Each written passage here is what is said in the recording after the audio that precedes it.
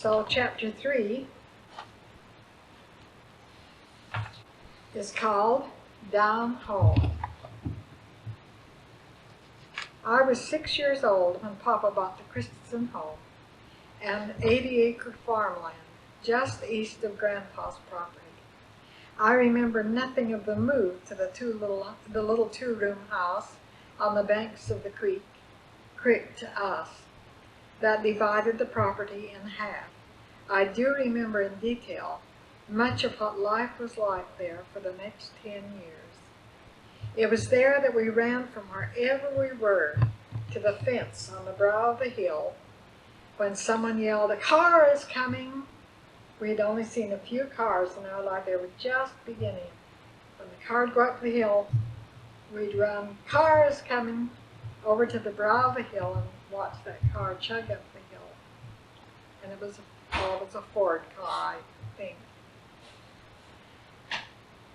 To watch those buggies without horses pull up the hill, around the gravel pit, and disappear. It was there that we watched Uncle Willie wire our little house for electricity. And I think we lost a little of the coziness of those kerosene lamps. Strange men put a box on the wall, and we had a telephone. It was there in 1910 that Papa carried us out to see Halley's Comet. And a few years later, in 1918, we watched the chickens run across the yard to their coops during the almost total eclipse of the sun, right in the middle of the day. And as soon as that became total, there you saw the chickens run across the yard. Some went in that coop, and some ran this way and went in this coop. And it was about noon. The technique of dry farming made it possible to raise grain on land inaccessible to irrigation streams. So Papa raised dry farm grain on the side hills across the creek. From the house we could watch as he went round and round the field for days and days until he finally got to the center. Slow work for a man, a plow, and a team of horses. Papa had a gold watch, but he only carried it to church. On the farm, he used the sun for his infallible timekeeper. Of course, it may have been about time too, but we were not bound by exact time as we are today. Church started when the people got there.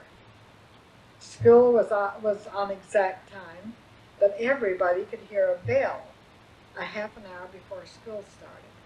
So we were on time for school. We were still children when we became cogs in the wheel of life on the farm, both inside and outside the house. We learned to run the little streams of water down the rows of vegetables in the garden, heard the cows as they grazed the newly cut alfalfa field, and had to be kept from the uncut alfalfa. We learned to tromp the hay as Papa threw the piles onto the load, each in its proper place, as described by Robert Frost in his poem, The Hired Man. None of this I minded, except when we went to the south field. Her mama had a 5-acre piece of land inherited from her father. It was a long ride in the hot summer sun on the hayrack. The hay was mostly June grass, and when we came home, our legs in the long knit stockings looked like porcupines, because the June grass was all stuck in them, and it just stuck us. It was comfortable to sit on the one-legged stool and nuzzle up to the cow's warm body and feel a sense of accomplishment as those tiny streams of milk became a quart or 2 or 3 in a bucket.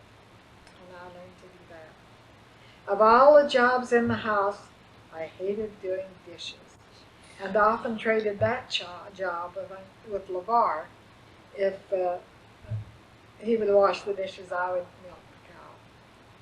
It was a fair trade for both of us.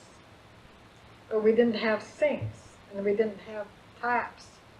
We had to carry the water in a bucket and heat it in a tea kettle on the stove, and then put it in a pan on the table, and then put the dishes in and wash them. We didn't have soap to wash with. So we just washed them and drained them, and we had to wipe them all, every dish. Later on, the sugar factory in Amalga came into being, and the farmers were pressured to raise sugar beets. Children inherited the job of thinning beets in June and topping them in October, often in the mud, following a cold rain or an early snowstorm. We often did that job with mud up to our boot tops and rain and snow coming down while we couldn't wear gloves to top the beets because you couldn't get a hold of them. So we had to do it in our bare hands. As we got toward high school, we were able to work for other farmers for our little income to get into school.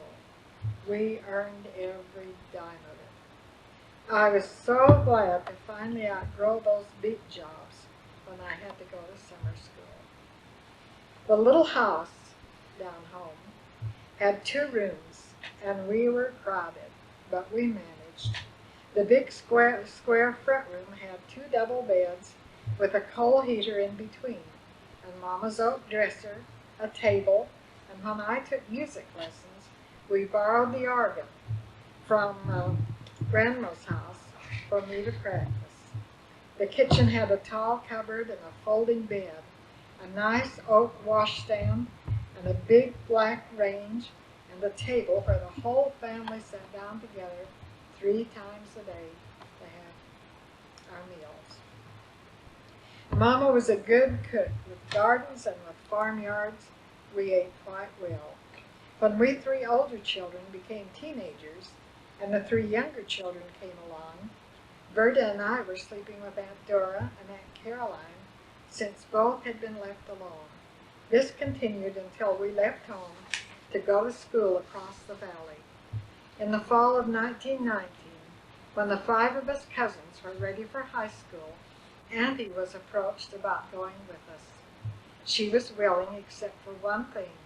She was uneasy about leaving the rock home unoccupied all winter, and so it was decided that our family would leave the little house by the creek and live in Grandpa and Grandma's rock home.